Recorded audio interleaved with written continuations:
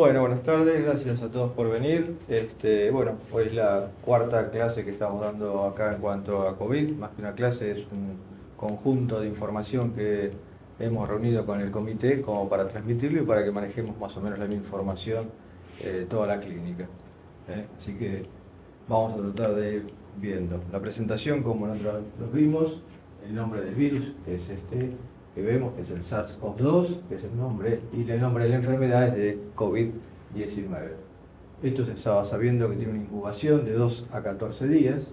como se vio son el máximo de tiempo de la incubación, es bastante rápido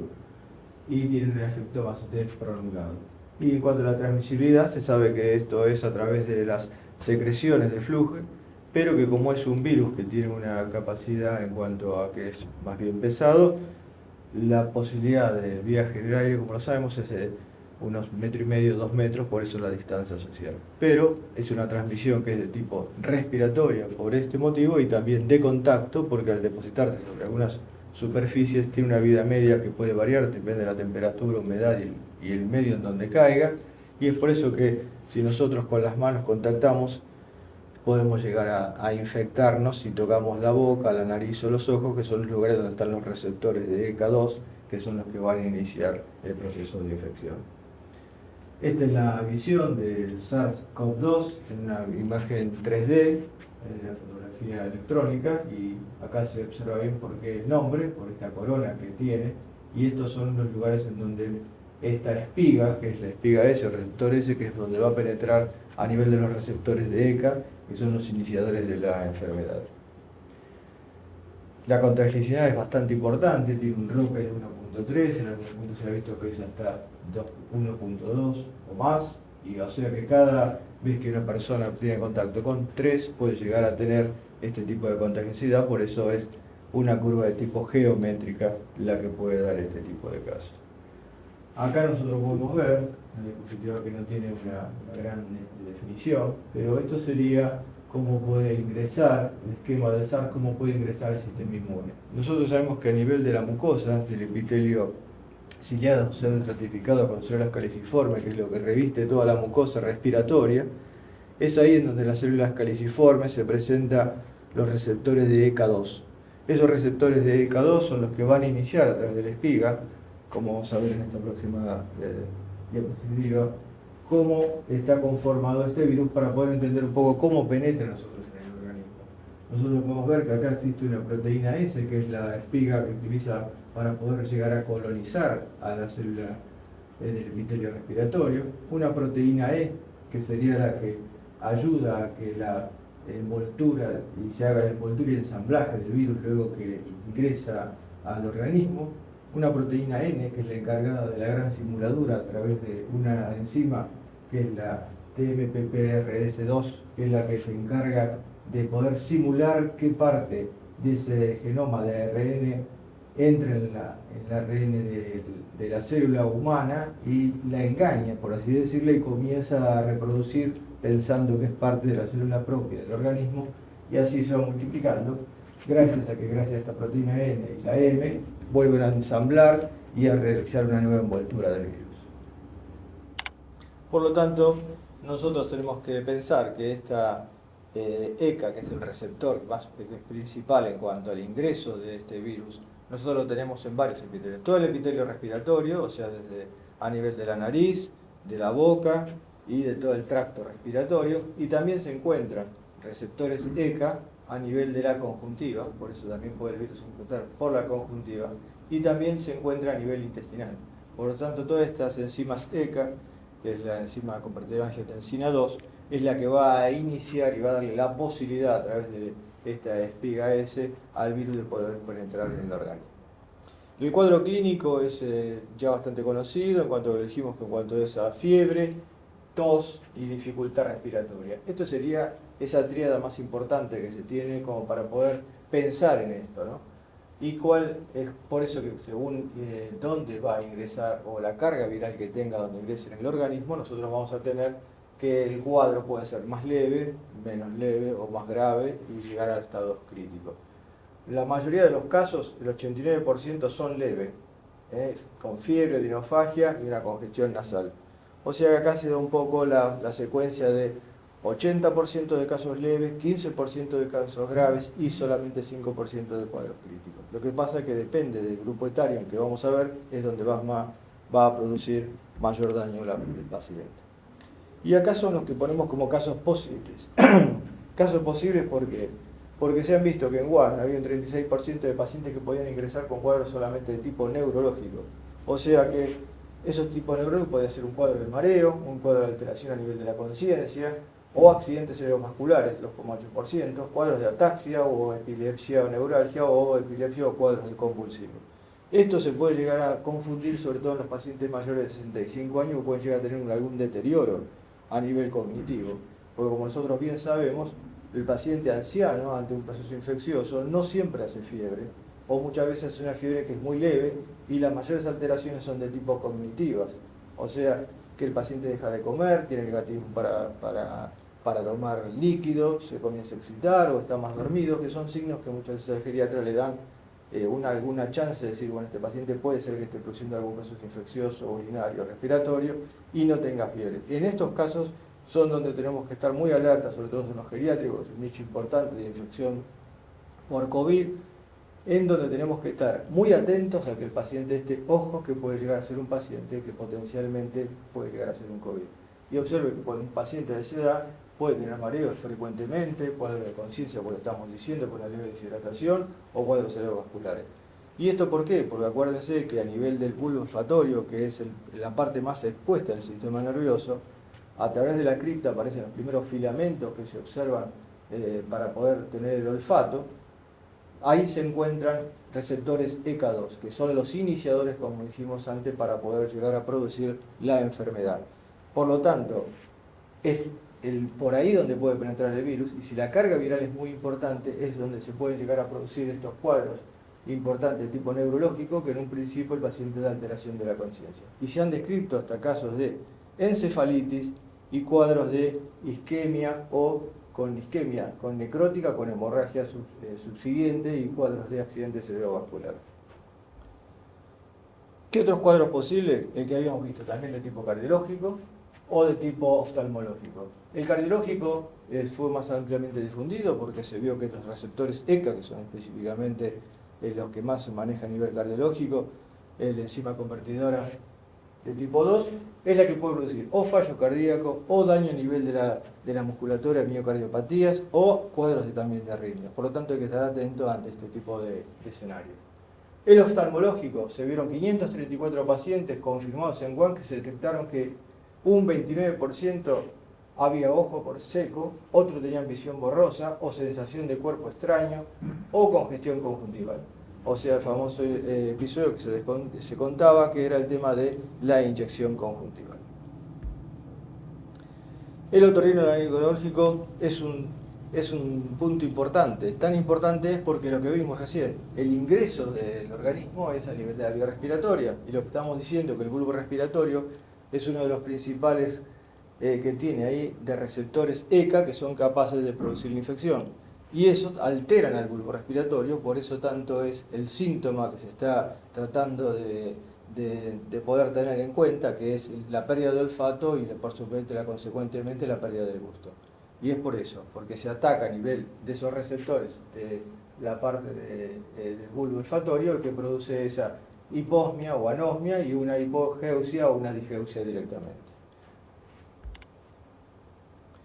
El cuadro hematológico también es una causa posible, o sea que acá hay que pensar que existen fenómenos de microtrombóticos, o sea que son inmunotrombocitos los que se están produciendo y los que se van a ver que nosotros vamos a observar cuando vemos la parte del pulmón, en donde esto casi hace sospechar o ver que es un microtep, o sea un paciente que comienza con insuficiencia respiratoria, con una PAFI muy baja, a pesar de que la FiO2 que uno puede aumentar en el paciente con un cuadro que está ya respirado no mejora. O sea que existe una microtrombosis y ya vamos a ver en qué etapa se ve. Lo mismo se ve esta microtrombosis a nivel de los pequeños vasos del corazón, por eso muchos pacientes que ingresan con ANGOR o con supuestos infartos, con una troponina muy elevada, pero sin cambios electrocardiográficos significativos, ya que es la microvasculatura la que se encuentra alterada. Los cuadros dermatológicos también se han observado, pero son manifestaciones que a veces pueden llegar a ser desde microtrombótica y lesiones a distancia que se pueden ver en los pequeños vasos, como también rash y diferentes y variedades tipos de lesiones, sobre todo estas lesiones acrocianóticas emparchadas o pequeño tamaño, que a veces son confluentes y ocasionan de tipo ampollas. Esa también tipo como la perniosis, que son los famosos esos sabañones que se van por el frío, que con más frecuencia que se puede ver son niños y adolescentes sin otros síntomas. Bueno, acá nosotros vemos en diferentes series que tiene un N bajo, este es el que tiene un N un poco más importante, pero vemos lo mismo que estábamos diciendo con diferente tipo de porcentaje. Ya ve que la tos se ve casi un 77, 82%, en este casi se ve casi un 70%, es un dato importante. El malestar es muy variable, el grado de anorexia no está muy bien determinado, las mialgias también tampoco no es una cosa frecuente, pero que se observa como cualquier proceso infeccioso, pero ya ven que la disnea sí es un número que se va marcando como algo importante en esto. Los cuadros gastrointestinales y los vómitos en estas series no se mostró mucho, pero es entendible que en el transcurso del tiempo la replicación viral que se produce a nivel intestinal le produce al paciente diarrea, y esto hay que tenerlo en cuenta porque a nivel de la materia fecal se observó que la vida media del del SARS-CoV, o sea, del virus, se encuentra 4 o 5 semanas después de que el paciente ha tenido su enfermedad. Las manifestaciones clínicas, estas son las que ya hemos mencionado. Los hallazgos radiológicos los ponemos, después los vamos a ir viendo ya gráficamente, pero son infiltrados alveolares unilaterales o infiltrados alveolares bilaterales o de tipo intersticial, y el patrón de vida esmerilado son los más frecuentes, tanto entonces las alveolares unilaterales, y siempre son de tipo más bien periférico. Lo que no se ve en la evolución de esto es el derrame. O sea que el cuadro de derrame casi podríamos decir que no es la evolución de un paciente con una neumonía de tipo viral como la del COVID-19. ¿Cuáles son las enfermedades concurrentes o comorbilidades que más frecuentemente se ven? Bueno, el paciente con hipertensión, el paciente con diabetes o EPOC, las enfermedades cardiovasculares, que acá junta la parte cardiovascular con enfermedades cerebrovasculares, por lo que estamos diciendo, por la fisiopatología que hemos descrito de los inmunotrombosis. La enfermedad renal, por supuesto que también, y en pacientes con enfermedades de tipo digestivo. Las complicaciones en todas las series, como podemos ver, puede llegar a ser ese pequeño porcentaje, un 5%, con un síndrome respiratorio agudo, un fallo renal o un fallo multiorgánico, y que puedan requerir o ventilación mecánica o diálisis o ventilación o circulación extracorpórea. Eso se ve en el 5% que hemos descrito recién. ¿Cuál es el tiempo medio de la enfermedad? El tiempo medio de la enfermedad, desde el inicio de los síntomas, es más o menos de 2 semanas. Y cuando esa enfermedad ha sido leve, es un tiempo más o menos promedio, pero cuando ya es un paciente grave que ha llegado a estar en respirador, puede llegar a durar entre 3 y 6 semanas. El tiempo entre el inicio de los síntomas hasta que se llega a instaurar el síntoma más grave de hipoxemia es más o menos, se piensa que 1 semana. O sea que un paciente que nosotros estamos internando, entre el 5º y el 8º día es donde uno más tiene que tener cuidado para saber para qué lado va a ir el paciente. Es un paciente que va a evolucionar bien y seguramente va a ir a su casa rápidamente, o es un paciente que va a empezar a declinar, va a empezar con fallos de tipo de insuficiencia respiratoria o de tipo trombótico. Vamos a ver en la etapa, que ya vamos a ver un poquito más adelante. Tenemos que estar atentos porque ahí es donde vamos a definir si el paciente se va a transformar en un paciente grave o crítico. ¿Cuáles son los factores de riesgo? Bueno, los factores de riesgo, acá vemos que la edad, el punto de corte es 60-65, ya vamos a ver en otra diapositiva cómo cambia según el grupo etario el grado de mortalidad que pueden tener. La diabetes, por supuesto, sobre todo los insulinos requirientes, las cardiopatías isquémicas, por lo que estuvimos mencionando hasta recién, o insuficiencia cardíaca, el EPOC, los pacientes con inmunodeficiencia, por supuesto también, y las otras que siempre tenemos, como la insuficiencia renal crónica, las hepatopatías. Recuerden que este virus también ataca a nivel del hígado, o sea, pulmón, corazón e hígado son los más frecuentes, y intestino y riñón secundariamente. Bueno,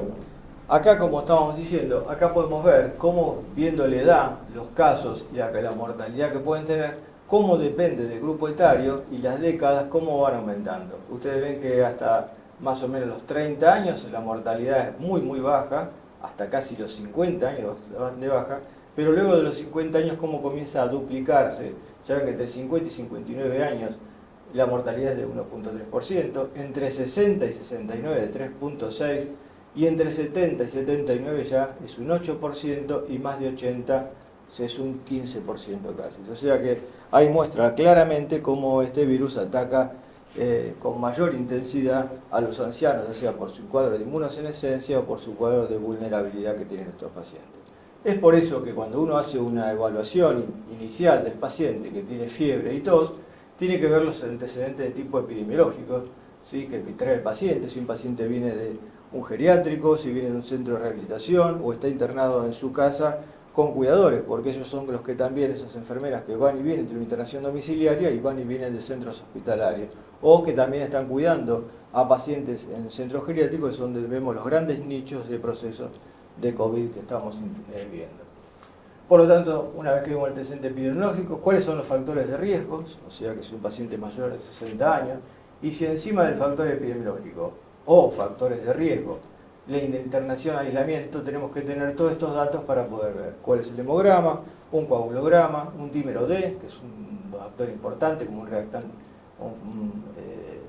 un factor de reactante positivo, una PCR, el hepatograma, la ferritina, el LDH, y por supuesto la radiografía, que es fundamental, y la valoración de los gases. En base a esto y en base a esos tres criterios, nosotros vamos a decir si todo eso es negativo, podemos mandar al paciente de alta con recomendaciones de aislamiento en su domicilio. Pero si a estos datos tenemos que el paciente es positivo, ya tenemos que decidir directamente que el paciente se va a internar. Si el paciente a esto se le suma que tiene fiebre, tos y encima disnea, bueno, ahí ya hay que decidir una internación con aislamiento y buscar todos los parámetros que ya dijimos anteriormente. La valoración de los aspectos clínicos siempre tiene que apoyarse en algunos scores, si hay que internarlo y en qué lugar se va a internar el paciente. Por supuesto que la disnea o la dificultad respiratoria o una saturación menor de 93 es una valoración que vamos a tener que decir que es un paciente que tiene que internarse. O sea, son los criterios que tenemos que tener para el paciente internarlo. ¿Cuál es el compromiso del estado de conciencia que puede tener el paciente? ¿Cuál es el grado de deshidratación? Si hay un empeoramiento progresivo en los síntomas respiratorios. Y eso es bueno hacer en el triage. Nosotros estamos implementando lo que llama un triage extendido, porque hay pacientes que ingresan con algunos leves síntomas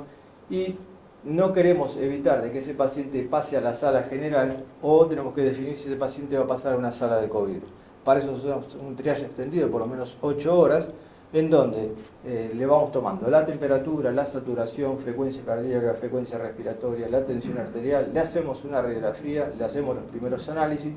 Si la radiografía es dudosa, hacemos inmediatamente una tomografía y ya con todos esos parámetros, más estos parámetros clínicos, decidimos si el paciente va a ir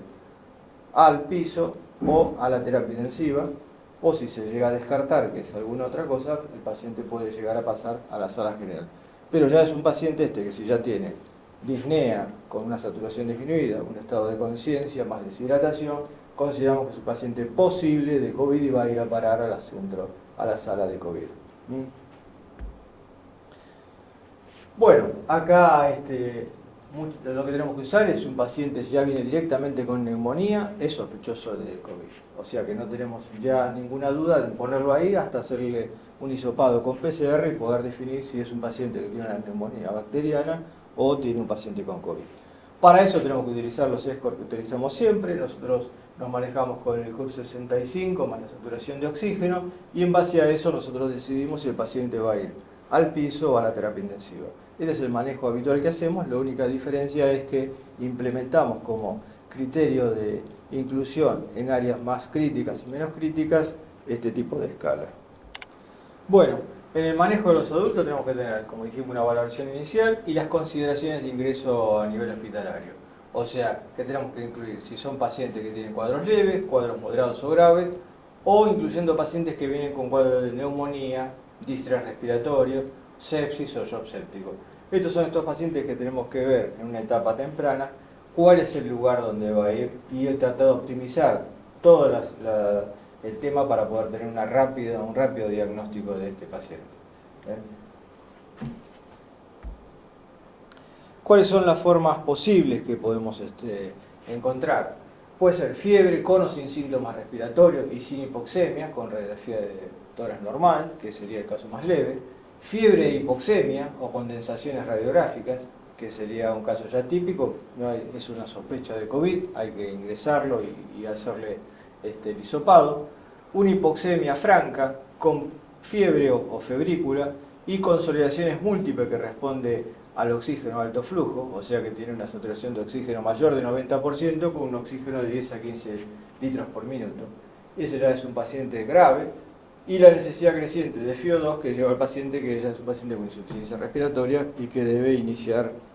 una entrada directamente a área cerrada. ¿Cuáles son las medidas iniciales del paciente que no es grave? Bueno, hay que ver las medidas generales de protección, o sea, ver cuál es la situación clínica del paciente, hay que monitorizarlo, ver cómo continúa en esta etapa del criterio, hay que ver si hay criterios que todavía no son de gravedad, pero que pueden llegar a tener un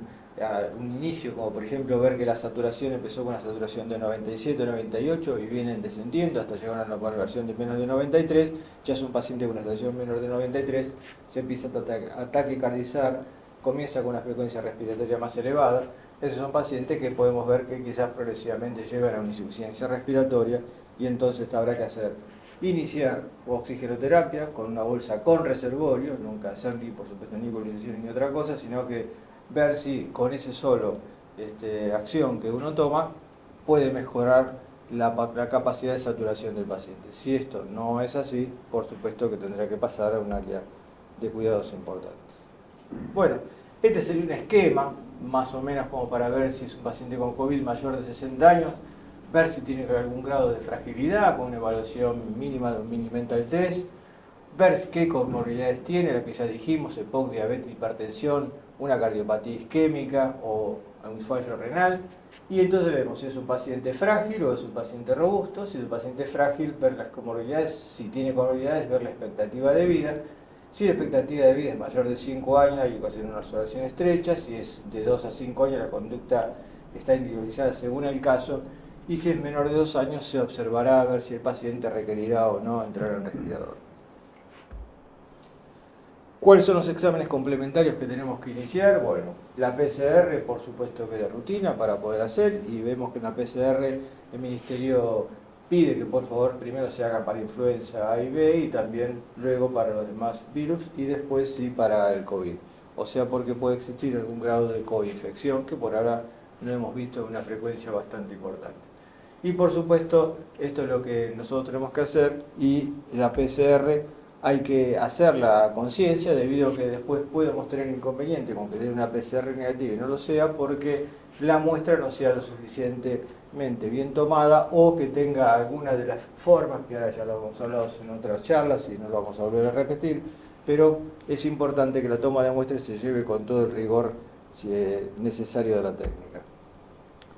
Las pruebas complementarias que le vamos a pedir al paciente es el hemograma, un coagulograma, un dímero D, una PCR, un hepatograma, la ferritina como reactantes de acción positiva, LDH para ver el grado de compromiso pulmonar, una función renal, la troponina, aunque acá dice si se sospecha compromiso vascular, hay que pedirla de rutina, junto, y con lo mismo que la gasometría arterial y el lactato. Los otros que tenemos que pedir, por supuesto, que es un electrocardiograma, para poder ver cuál es, si tiene alguna arritmia o no ese paciente, y sobre todo para poder medir el QT por si fuese necesario usar drogas que luego van a prolongar el QT. Y los patrones radiológicos, por supuesto, hay que pedir una radiografía para ver qué tipo de infiltrados puede llegar a tener o no, y ante la duda pedir una tomografía. Acá figura el derrame pleural bilateral, pero no es el derrame pleural propio de la enfermedad de COVID. O sea que no va a evolucionar sin derrame pleural, no se ha visto en las series. Puede ser que el paciente tenga un derrame pleural previamente, pero no es propio de esta enfermedad. Acá vemos la tomografía, como puede ser en una primera etapa, una radiografía que apenas tiene algunas lesiones de tipo esmerilado, con nubecitas, más bien de tipo periférica, unilateral, como luego toda la zona esta, la zona más periférica bilateral va tomando, y ya cuando se hace ya infiltrados más densos, con tractos donde va inundando la zona alveolar, y ya acá un cuadro de distrés respiratorio, seguramente entre este y este punto, un paciente que seguramente entró en respirador. Acá vemos otra serie, también cómo comienza el paciente con lesiones que son bien de tipo periférica, intersticial-alveolares, que no son, apenas acá parecen un poco confluentes, pero se ven bien intersticio alveolar, bilateral, en ambas zonas de base. Acá lo podemos ver en otro tipo de corte, como son bien periféricos. Acá vemos cómo se ve la radiografía. Lo que nosotros decimos clínicamente, se observa acá una radiografía más bien sucia, o sea, donde hay imágenes bien periféricas, bilaterales, y cómo se corresponde con lo que uno ve en la tomografía. Son imágenes bastante claras, bastante sospechosas de COVID. Tanto es así que muchos autores dicen que esto tiene casi un 97% de chance de que estos pacientes se puedan diagnosticar tomográficamente y un 70-80% por PCR. Bueno, los criterios de gravedad según los usos de los SCOR, que es lo que ya hablamos en las charlas anteriores, no lo vamos a repetir, estamos acá pensando en que ese paciente con una enfermedad no complicada, una neumonía leve, donde tiene ahí bien un curso 65 menor de 1, ya el paciente que está respirando bien, con una buena saturación, una neumonía grave, en donde ya comienza a haber un fallo de más de un órgano, con una saturación de aire ambiente que ya es menor del 93%, con una frecuencia respiratoria que es igual o mayor a 30 por minuto, o el distrés respiratorio, donde ya los hallazgos clínicos tienen radiografía con infiltrados bilaterales, déficit de la oxigenación, una PAFI disminuida, o sea, una PAFI que puede estar como leve entre 200 y 300, moderado entre 100 y 200 y grave menor de 100. Y ya el cuadro de sepsis, en donde ya tenemos muchos parámetros para definir, como es una disfunción orgánica, que puede estar identificado con una escala de SOFA de más de 2 puntos que puede tener, que pueden ser cualquiera de las variaciones que puede ser, ya sea por un Glasgow de menor de 13, con una presión sistólica de 100, o menor, una frecuencia respiratoria que ya supere los 22 o llegue más de 30, y cuadros de estado confusional, una insuficiencia respiratoria, una reducción del volumen de la diuresis, una taquicardia importante, con cuadros ya de coagulopatía marcadas por el laboratorio, con acidosis metabólica y elevación rápida del lactato, que nos lleva a un cuadro de sepsis con falla multiorgánica. El shock séptico, pues ya pasó todos los parámetros de compensación que puede tener el organismo y entra en un estado de declive con una hipotensión arterial, con volúmenes de recitación y de requerimiento de vasopresores para poder mantener una PAM mayor de 65, que hablan ya de un paciente grave, muy grave.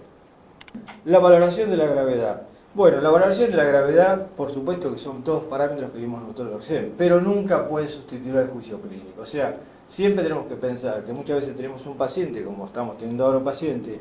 de edad avanzada, en donde tiene una tomografía muy alterada, con una PO2 que no parece estar mal, está entre 95 y 94 y va oscilando ahí, y en cambio cuando uno empieza a mirar todos estos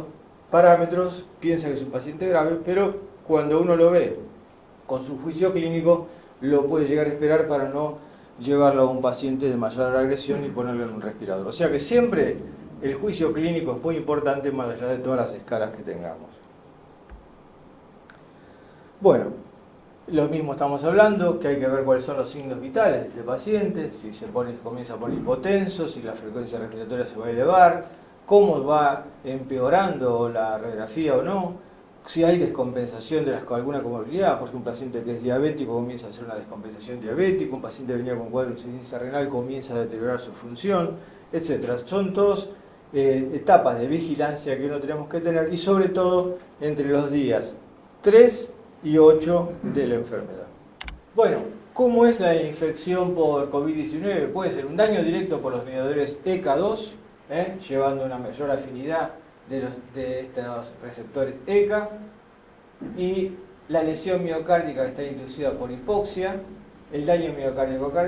cardíaco y el CIRS. O sea, acá vemos como una mayor afinidad, lleva un estrés oxidativo a nivel miocárdico, con un defecto de la perfusión por la microtrombosis que estábamos hablando, y ya directamente el CIRS con una tormenta de citoquinas inflamatorias en donde el paciente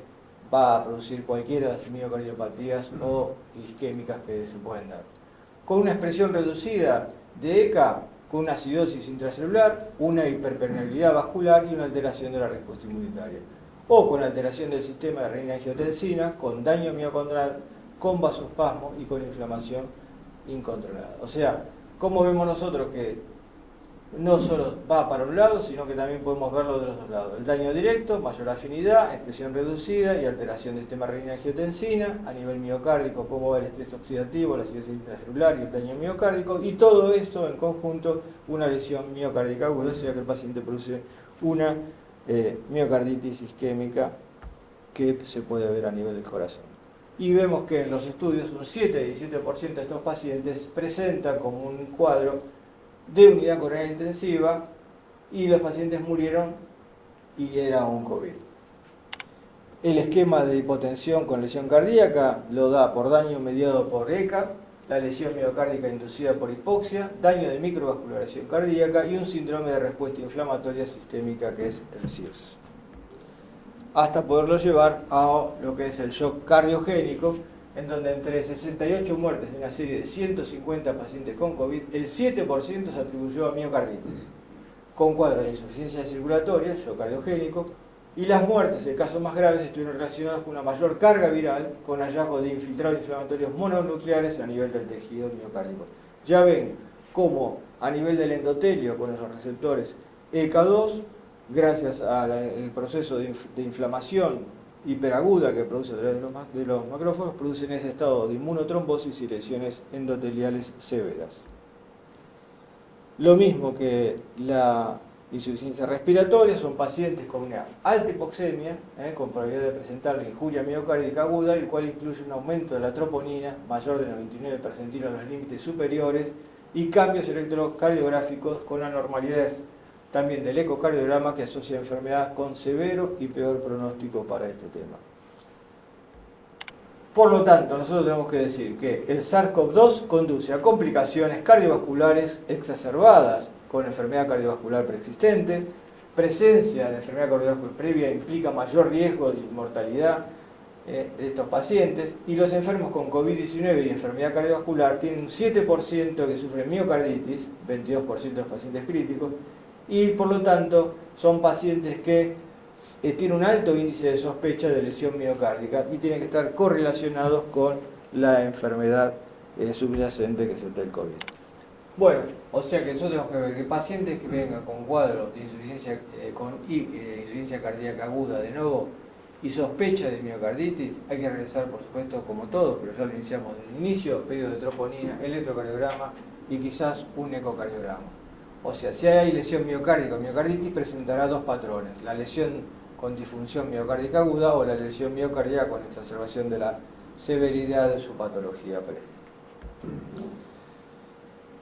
Por lo tanto, tenemos que ser muy conscientes que en el COVID los pacientes cardiológicamente pueden llegar a tener graves consecuencias. En la insuficiencia de estos pacientes, insuficiencia respiratoria, vemos que la hipoxemia posee una alta probabilidad de presentar injuria también miocárdica de estos pacientes, o sea, por los dos puntos, por el cuadro de hipoxemia más su cuadro de previo de insuficiencia cardíaca, junto con la microtrombosis vascular que se puede producir a nivel del corazón, tiene un alto pronóstico de que el paciente, por eso la troponina tan elevada, pueda llevarnos a la conclusión de que estos pacientes su episodio final puede ser el del peor. Acá tenemos las conclusiones, que fue lo mismo que estábamos diciendo: una alta mortalidad en los pacientes con insuficiencia cardíaca o enfermedad cardiovascular, y en pacientes que también, si encima tienen un cuadro respiratorio, la sumatoria de ellos hacen un combo difícil de poder superar. Estos pacientes que tengan una insuficiencia cardíaca aguda de nuevo, si un paciente que no tenía quizás un cuadro de insuficiencia cardíaca tan severa, pero de repente comienza con un cuadro de insuficiencia respiratoria severo, son los que tenemos que sospechar que está siendo un paciente con una miocarditis.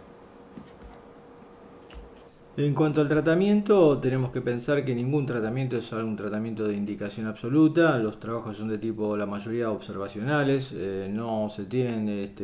con doble ciego o formas en donde se pudo definir que uno es mejor del otro, según el autor y según en donde se realizaron. Por el momento existen varios tratamientos.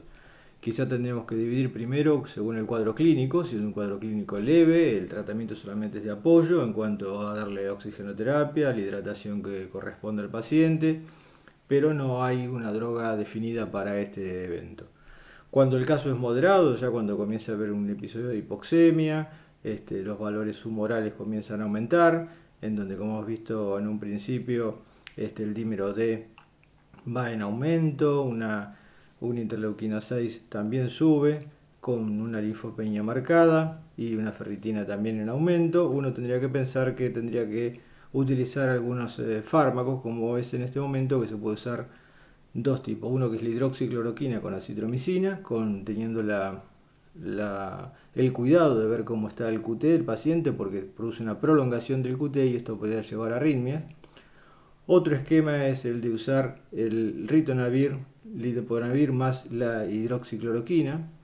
en donde también es otro tipo de asociación, y algunos hasta se usan los tres, o sea, acitromicina con hidroxicloroquina más ritonavir, lopinavir.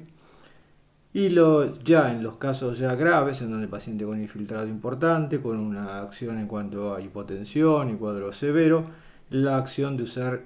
corticoides altas dosis, algunos hasta optan por usar metrotexate. Y entre medio de las dos, tanto en el moderado como en el grave, la acción de usar los heparina de bajo peso molecular a una dosis de 40 miligramos, para que en este caso la heparina bajo peso molecular tendría dos acciones, una como un inmunomodulador y por el otro lado también actuaría para un antiagregante plaquetario para evitar las inmunotrombosis que ya explicamos en su momento. Otros tratamientos alternativos que se estaban pensando es la utilización de suero de pacientes convalecientes como para inhibir la acción de los antígenos anticuerpos. Bueno, pero como ya dijimos, todo esto se está viendo, se va cambiando, es muy dinámico y no se puede hacer ninguna recomendación. Bueno, en cuanto a lo más importante para esto sería poder encontrar más que el tratamiento, que sería la prevención, en donde hay más de 100 líneas de trabajo para poder hacer una investigación para la vacuna, así que eso sería lo ideal, ya que esto evitaría el desarrollo de la enfermedad y por lo tanto con esta prevención no necesitaríamos ya de tratamientos farmacológicos para esto. Así que eso es lo que habría que estar buscando afanosamente más que una droga para el tratamiento, si es que se puede hacer. Bueno, agradecemos la presencia de todos, muy buenas tardes y les agradezco su amabilidad por escucharme.